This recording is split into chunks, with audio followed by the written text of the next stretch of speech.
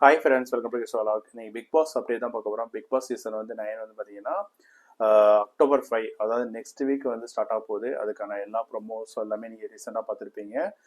So maximum வந்து பார்த்தீங்கன்னா எல்லா இதுவுமே ரெடி ஆயிடுச்சு. எல்லா கண்டஸ்டன்ஸ்க்கும் வந்து பார்த்தீங்கன்னா ஏபி சூட் எல்லாமே எடுத்துட்டாங்க. இப்போ வந்து பார்த்தீங்கன்னா இவர் வந்து பார்த்தீங்கன்னா குமரன் வந்து பன்னீர்செல்வம் குமரன் வந்து பார்த்தீங்கன்னா கண்டிப்பாக போகிறான்னு சொல்லி வந்திருக்கு.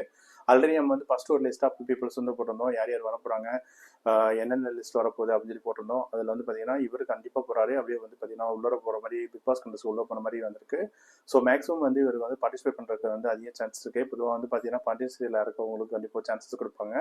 ஸோ அது வழி பார்த்தீங்கன்னா இவங்க கண்டிப்பாக இந்த டைம் போகிறாங்க. அதுக்கடுத்து வந்து பார்த்தீங்கன்னா பாக்கியலட்சுமி சீரியல் இருக்கிற இனியா அவங்களுக்கு போகிறாங்க. ஆல்ரெடி வந்து நம்ம சேனலில் போட்டிருந்தோம். ஸோ மேக்ஸிமம் வந்து இந்த ரெண்டு பீப்புள் வந்து ஆல்மோஸ்ட் கன்ஃபார்ம் தான்.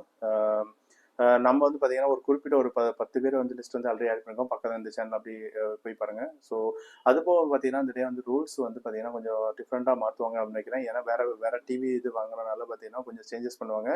லாஸ்ட் டைம் வந்து பார்த்தீங்கன்னா முத்துக்குமரனுக்கு தான் ஒரு ஃபர்ஸ்ட் ஒரு 3-4 வீக்ஸ் போனோன்னா அவரு தான் வருவாருன்னு சொல்லி டாமினேட் பண்ணுற மாதிரி ஆயிடுச்சு. ஸோ இந்த மாதிரி வந்து பார்த்தீங்கன்னா அந்த ப்ரெடிக்ஷன் வந்து முன்னாடி ப்ரெடிக்ட் பண்ணக்கூடாது. அதுக்கு வந்து ரொம்ப தீவிரமாக இருப்பாங்க.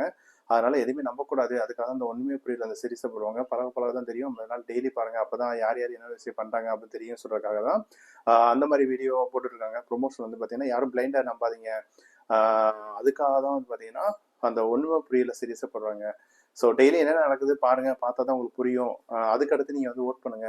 ஒன்றுமே பண்ணாமல் லாஸ்ட் 1 வீக் மட்டும் பார்த்துட்டு பண்ணாதீங்க அந்த மாதிரி சொல்றதுக்காக தான் இந்த வீடியோ போட்டிருக்காங்க. ஸோ ரொம்ப இன்ட்ரெஸ்டிங்காக இருக்கும்னு நினைக்கிறேன். புது புது புது டெலிவிஷன் குரூப் வந்து எடுத்து பண்ணிட்டு இருக்காங்க.